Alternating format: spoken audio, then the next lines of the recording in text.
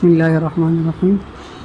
Topic हमारे पास है free radical substitution reactions of alkyne में हमने कहा था कि अल्केन्स हमारे पास इनर्ट इन नेचर है, रिएक्शंस नहीं कर सकते, किसी भी किस्म की एडिशन उसमें हमारे पास नहीं हो सकती।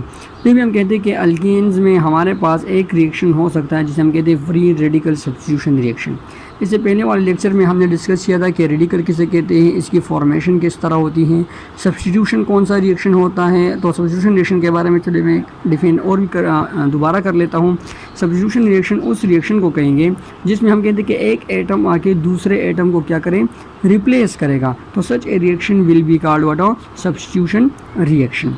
फॉर एग्जांपल इस रिएक्शन को अगर हम देखें CH4 plus X2 is converted into CH3X plus HX। CH4 हमारे पास क्या है, member of alkane which is called methane. अगर हम यहाँ पर देखें तो कितने हाइड्रोजन हैं, 4 हाइड्रोजन। यहाँ पर कितने हैं, X2, 2 हेलोजन एटम्स हमारे पास क्या है, मौजूद हैं। अब यहाँ पर अगर हम प्रोडक्ट साइड पर देखें तो हाइड्रोजन यहाँ पर 4 हैं, यहाँ पर 3, मतलब एक हाइड्रोजन एटम कम हुआ है। और अगर हम देखें तो उस एक हाइड्रोजन एटम की जगह क्या आया है, X। तो X ने आकर हाइड्रोजन एटम को क्या किया हुआ है, रिप्लेस किया हुआ है। तो ऐसा रिएक्शन जिसमें एक एटम दूसरे एटम को रिप्लेस करेगा will be called what a substitution reaction. और यहाँ पर एक हेलोजन और यहाँ से जो हाइड्रोजन रिमूव हो गया था उन्होंने कंबाइन होकर हेलोजन एसिड या हाइड्रोजन हेलाइड हमारे पास हम बना लिया था। अब इस रिएक्शन का मैकेनिज्म क्या होगा, तो मैकेनिज्म किसे कहते हैं, तो इसी अबव रिएक्शन का जो स्टेप वाइज प्रोसीजर होगा या जो पाथ जो वो फॉलो करेगा रिएक्टेंट्स प्रोडक्ट में कन्वर्ट होने के लिए, उसको हम कहेंगे मैकेनिज्म ऑफ रिएक्शन। तो मैकेनिज्म ऑफ रिएक्शन बेसिकली हमारे पास क्या हुआ, पाथ हो गया या वेरियस स्टेप्स हो गए जो कि इन्वॉल्व होंगे in the reaction in which the reactants are converted into product. First step हमारे पास है इनिशिएशन, मतलब ये रिएक्शन स्टार्ट हो रहा है। रिएक्शन कैसे स्टार्ट होगा, आपके पास जो हेलोजन है उस पर जब सनलाइट आएगी या जब उसको एनर्जी मिलेगी तो हम कहेंगे कि इस हेलोजन की आपके पास होमोलिटिक बॉन्ड ब्रेकिंग होगी, जिसकी वजह से आपके पास 2 हेलोजन के रेडिकल्स की आपके पास क्या हो जाएगी, फॉर्मेशन हो जाएगी। तो हम कहते हैं कि इस स्टेप में आपके पास क्या हो जाएगा, फ्री रेडिकल सब्स्टिट्यूशन रिएक्शन है तो रेडिकल्स की हमारे पास फॉर्मेशन हो जाएगी, रेडिकल्स की फॉर्मेशन हो जाएगी। सेकेंड स्टेप में अब यही हेलोजन रेडिकल आकर क्या करेगा, CH4 पर अटैक करेगा। जब ये हेलोजन रेडिकल CH4 पर अटैक करेगा तो आपके पास क्या होगा कि इनमें से कोई भी हाइड्रोजन एटम के आप होमोलिटिक बॉन्ड ब्रेकिंग कर लेंगे, मतलब इसमें भी आपके पास रेडिकल्स की फॉर्मेशन हो जाएगी।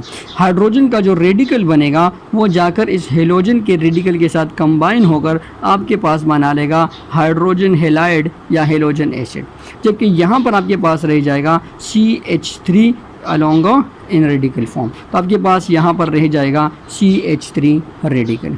नेक्स्ट स्टेप में क्या होगा, इसी में प्रोपेगेशन वाले में नेक्स्ट स्टेप क्या होगा कि अब यही CH3 मीथाइल जो रेडिकल है दूसरे हेलोजन मॉलिक्यूल पर क्या करेगा, अटैक करेगा। जब ये इसके साथ इस पर अटैक करेगा या इसके साथ रिएक्शन करेगा तो इस मॉलिक्यूल की दोबारा क्या हो जाएगी, होमोलिटिक बॉन्ड ब्रेकिंग हो जाएगी। जब इसकी दोबारा होमोलिटिक बॉन्ड ब्रेकिंग होगी तो आपके पास दोबारा किस चीज़ की फॉर्मेशन हो जाएगी, रेडिकल्स की। अब ये CH3 रेडिकल इस हेलोजन के रेडिकल्स के साथ क्या होगा, कंबाइन होगा। जब कंबाइन होगा तो आपके पास क्या बन जाएगा, CH3X, मतलब वही हाइड्रोजन एटम की जगह X अपनी जगह ले लेगी।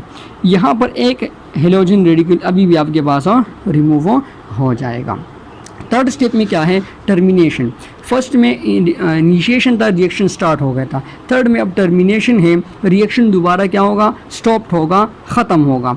तो अगर हम देखें तो इनिशिएशन वाले स्टेप में हमारे पास जब रेडिकल्स की फॉर्मेशन हो गई थी तो हमने कहा कि रिएक्शन स्टार्ट हो रहा है। जब यहाँ पर रेडिकल्स की दोबारा ख़त्म होंगे, वहाँ पर बने थे, यहाँ पर दोबारा यूज़ होंगे, यहाँ पर दोबारा ख़त्म होंगे, तो हम कहते हैं कि रिएक्शन क्या हो जाएगा, स्टॉप हो जाएगा।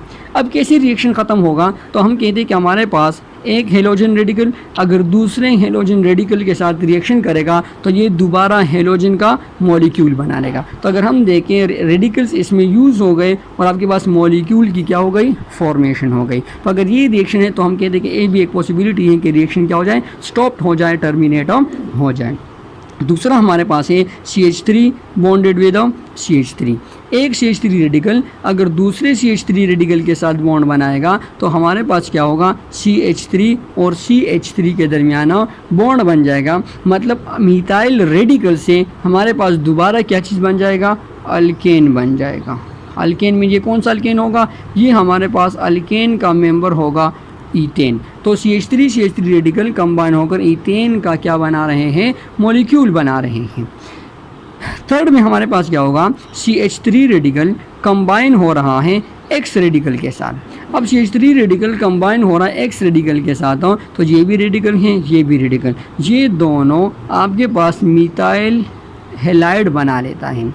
वही सब्स्टिट्यूटेड प्रोडक्ट हैं, लेकिन फ़र्क यही है कि इसमें इसके साथ मज़ीद किसी किस्म की रेडिकल की फॉर्मेशन नहीं हो रही है, बल्कि रेडिकल्स यूज़ हो गए हैं और एक न्यूट्रल मॉलिक्यूल में क्या हो गए हैं, कन्वर्ट हो गए हैं, एक सिंपल मॉलिक्यूल में कन्वर्ट हो गए हैं। तो रेडिकल इसमें हमारे पास क्या हो गए हैं, यूज़ अप हो चुके हैं।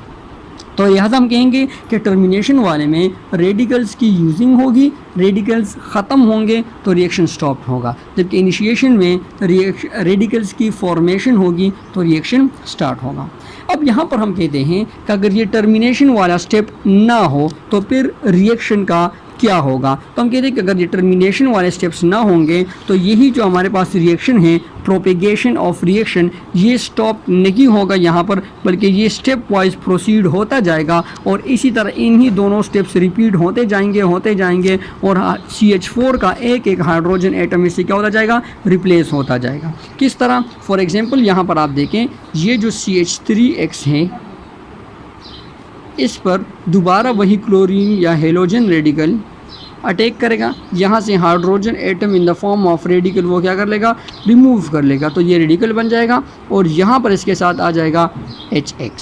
अब ये वाला जो रेडिकल बना ये इस दूसरे स्टेप को दोबारा क्या करेगा, रिपीट करेगा, CH2X radical plus X2 molecule के साथ, जिस तरह यहाँ पर X2 मॉलिक्यूल है, तो इससे ये एक रेडिकल अपने साथ अटैच कर लेगा, CH2X2 बन जाएगा और प्लस इसके साथ हेलोजन का एक रेडिकल बन जाएगा। अब क्या होगा, रिएक्शन इसके बाद मज़ीद दोबारा ये दोनों स्टेप क्या होंगे, रिपीट होंगे। CH2X2 is again attacked by halogen radical, it produces HX and CHX2 radical.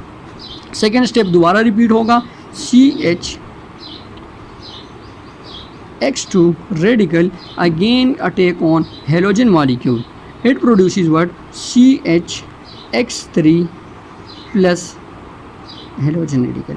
इसके बाद क्या होगा, दोबारा ये स्टेप रिपीट होगा, CHX3 attacked by halogen radical and produce CX3 radical plus HX। यही स्टेप अब दोबारा रिपीट होगा, CX3 radical attack on another halogen molecule to produce CX4 plus halogen radical. इस तरह क्या होगा कि CH4 के साथ जितने भी हाइड्रोजन एटम थे वो सब के सब हमारे पास क्या हो गए हैं, रिप्लेस हो गए हैं। तो अगर ये टर्मिनेशन वाला स्टेप नहीं होगा तो इसी तरह ये रिएक्शन प्रोसीड होता जाएगा और CH4 के सारे हाइड्रोजन एटम रिप्लेस हो जाएंगे बाय हेलोजन एटम। नेक्स्ट जो रिएक्शन हम कहते हैं कि हमारे पास हो सकता है अल्केन्स में, तो वे है ऑक्सीडेशन ऑफ अल्केन या उसे हम कह सकते हैं कंबशन ऑफ अल्केन, जिसमें क्या होगा, अल्केन के मॉलिक्यूल फॉर एग्जांपल CH4 के मॉलिक्यूल की इन the presence of oxygen oxidation होगी या हम कह सकते हैं कि कंबशन होगी, जिसमें क्या होगा कि कार्बन कन्वर्ट होगा कार्बन डाइऑक्साइड में और हाइड्रोजन कन्वर्ट होगा वाटर वेपर्स में in the presence of oxygen. तो this reaction is called what, oxidation of alkene, और this reaction is called what, combustion of alkene. तो हम कहते हैं कि ये एक दूसरा रिएक्शन है जो कि अल्केन्स के मॉलिक्यूल या कंपाउंड में पॉसिबल है, जबकि इसके अलावा अल्केन्स में कोई दूसरा रिएक्शन नहीं हो सकता। यहाँ पर आप लोगों के साथ क्या है, अल्केन्स का जो टॉपिक है वो कंप्लीट हो चुका है। अच्छा, आप लोगों ने क्या करना है, ये जो फ्री रेडिकल सब्स्टिट्यूशन रिएक्शन है इसको इसी तरह स्टेप वाइज नीट फॉर्म में लिख कर दोबारा मुझे एज ए असाइनमेंट सबमिट कराना है। दोबारा एज ए असाइनमेंट क्या करना है, सबमिट कराना है। अब यहाँ पर नेक्स्ट टॉपिक आपके पास है अल्कीन। इसकी भी हम थोड़ी बहुत इंट्रोडक्शन पढ़ लेते हैं। अल्कीन हमारे पास क्या है? अल्कीन हमारे पास है एक ऑर्गेनिक कंपाउंड। कौन सा ऑर्गेनिक कंपाउंड? एक हाइड्रोकार्बन है।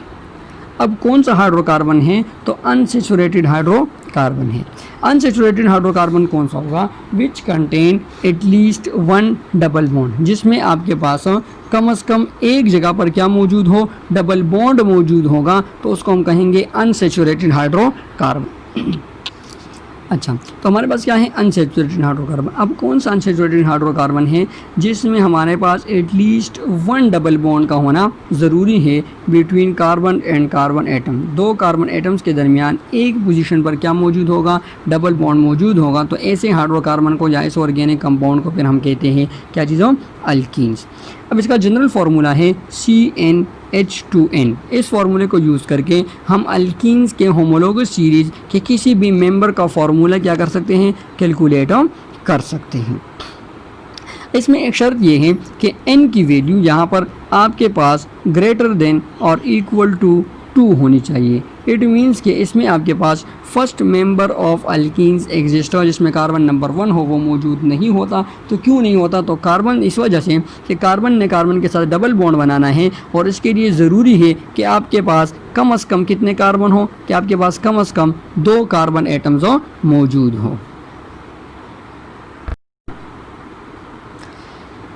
अच्छा, अब आपके पास है नोमेनक्लेचर ऑफ अल्कीन्स। कौन सा सिस्टम? वही आयुपेक सिस्टम है जिसको यूज़ करके हम क्या करेंगे? अल्कीन्स के कंपाउंड की हम नेमिंग करेंगे। अब इसमें वही रूल्स वगैरह यूज़ होंगे जो कि हमारे पास अल्कीन्स में यूज़ हो रहे थे, जिसमें हमारे पास क्या थे? इसमें एक हमारे पास था first number select carbon longest carbon continuous chain. दूसरा हमारे पास था नंबरिंग ऑफ चेन। तो तीसरा हमारे पास था नंबरिंग ऑफ चेन। ऐसे साइड से स्टार्ट करेंगे कि हमारे पास सब्स्टिट्यूएंट को कम नंबर मिले, वहाँ पर ये रूल था। इसमें ये वाला रूल थोड़ा सा चेंज है। One rule is change from alkyne, that is numbering of carbon chain. जब आप करोगे तो आप यहाँ पर सब्स्टिट्यूएंट को नहीं बल्कि डबल बॉन्ड को देखेंगे। आप ऐसे साइड से नंबरिंग स्टार्ट करोगे कि डबल बॉन्ड को क्या मिले? कम नंबर मिले। फिर वही बात कि सब्स्टिट्यूएंट की पोजीशन, उसका नाम, फिर उसके बाद कंपाउंड का नाम आपने लिखना होगा जिस तरह हम नॉर्मली अल्केन्स में लिखते थे। अगर सिमिलर सब्स्टिट्यूएंट थे तो हम उसकी पोजीशन और उसके नेम के साथ डाई, ट्राई या टेट्रा यूज़ करते थे। अगर डिफरेंट सब्स्टिट्यूएंट होते थे तो हम उसमें अल्फ़ाबेटिकल ऑर्डर को क्या कर रहे थे? फॉलो कर रहे थे। इसी तरह यहाँ पर एक दूसरी चीज़ है कि जब हम कंपाउंड का नेम लिखेंगे, position of substituent, name of substitution, फिर जब हम कंपाउंड का नेम लिखेंगे तो कंपाउंड के नेम से पहले हम पोजीशन ऑफ डबल बॉन्ड भी यहाँ पर ज़रूर मेंशन करेंगे कि हमारे पास जो डबल बॉन्ड मौजूद है अल्कीन में वो कौन से कार्बन नंबर पर मौजूद है, तो उसी कार्बन का नंबर भी हम क्या करेंगे? मेंशन करेंगे। इस पर कुछ एग्जांपल्स करते हैं। तो यहाँ पर देखें, first member carbon carbon carbon, यहाँ पे डबल बॉन्ड। हमने ये चेन सेलेक्ट कर लिया, एक ही चेन है। नंबर जो हम करेंगे तो हम इस साइड से स्टार्ट करेंगे, तो इसको सेकंड नंबर आते हैं तो हम डबल बॉन्ड को प्रेफरेंस देंगे। तो 1 2 3 4 5, तो दूसरे पोजीशन पर डबल बॉन्ड है तो हमने लिखा 2। 5 कार्बन के लिए हम यूज़ करते हैं टर्मिनोलॉजीज पेंट, और इसके साथ एंड में हम क्या लगाएंगे? इन का वर्ण लगा देंगे। तो 2 पेंटीन इस कंपाउंड का क्या हो जाएगा? नेम हो जाएगा। अब जो आपके पास सब्स्टिट्यूएंट मौजूद है तो हमने कहा ये सब्स्टिट्यूएंट वाला कम, ये हमारा चेन हो गया। अब हमने क्या कहा कि जो हम नंबरिंग करेंगे तो हम चेन को नहीं बल्कि डबल बॉन्ड को देखेंगे। तो 1 2 सेकेंड कार्बन पर हमारे पास क्या मौजूद है? डबल बॉन्ड मौजूद है। तो 1 2 3 4 5, तो हमारे पास क्या हो जाएगा? सब्स्टिट्यूएंट का नाम पहले लिखेंगे तो 4 पोजीशन पर सब्स्टिट्यूएंट है। सब्स्टिट्यूएंट कौन सा है? मीथाइल, तो 4 मीथाइल हो जाएगा। हमारे पास कितने पेंटीन है? 2 पेंटीन। तो सब्स्टिट्यूएंट कंपाउंड का नाम हो जाएगा 4 मीथाइल और 2 पेंटीन। 2 क्या होगा? Position of double bond. 5 carbon है पेंट, और उसके साथ लास्ट में इन हमने क्या कर लिया है? लगा लिया है। नेक्स्ट आपके पास है, अब देखें, 2 सब्स्टिट्यूएंट हैं, CH3 and CH3 similar substituent हैं। तो पहले हम नंबरिंग करेंगे, तो नंबरिंग हम इस साइड से स्टार्ट कर सकते हैं 1 2 3 4 5 6। हम इस साइड से भी स्टार्ट कर सकते हैं 1 2 3 4 5 और 6। अब हम कहते हैं कि आप देखें तो पहले सब्स्टिट्यूएंट का नाम लिखेंगे। सब्स्टिट्यूएंट कितने हैं? 2, दोनों क्या है? सेम पोजीशन पर। तो हम रिपीट द नंबर करेंगे। तो 5 एक सब्स्टिट्यूएंट के लिए, कॉमा फिर 5 दूसरे सब्स्टिट्यूएंट के लिए, तो 5 5 हो जाएगा। दो सब्स्टिट्यूशन है और दोनों सिमिलर है तो डाई मीथाइल हो जाएगा। तीसरे पोजीशन पर हमारे पास क्या है, वो डबल बॉन्ड, तो हमने यहाँ पर 3 लिख लिया। 6 कार्बन के लिए हम टर्मिनोलॉजी हेक्स यूज़ करते हैं और इसके साथ एंड पे हम क्या लगाएंगे, इन, तो 3 हेक्सीन इस कंपाउंड का क्या हो जाएगा, नेम हो जाएगा। दूसरी बात कि अगर हम इसकी नेमिंग इस साइड से स्टार्ट करें तो वो और भी बेटर हो सकता है, क्योंकि डबल बॉन्ड के लिए पोजीशन दोनों साइड्स में सेम आ रही है, तो लिहाजा हमारे पास अल्कीन वाला रूल भी फॉलो हो जाएगा कि सब्स्टिट्यूशन को भी क्या हो जाएगा, कम नंबर मिल जाएगा। तो फिर आपके पास इसका नेम हो जाएगा 2 डाई मिथाइल और क्या है, सेम उसी तरह 3 हेक्सीन। तो ये वाला नेम ऊपर वाले से मोर बेटर होगा। अच्छा, फिर हमारे पास अगर डिफरेंट सब्स्टिट्यूशन अटैच हो तो फिर हम क्या करेंगे, आप देखें तो ये मैंने कंपाउंड लिखा, पहले डबल बॉन्ड इस साइड से नज़दीक है तो हम इस साइड से नंबरिंग करेंगे, तो 1 2 3 4 5 6 7।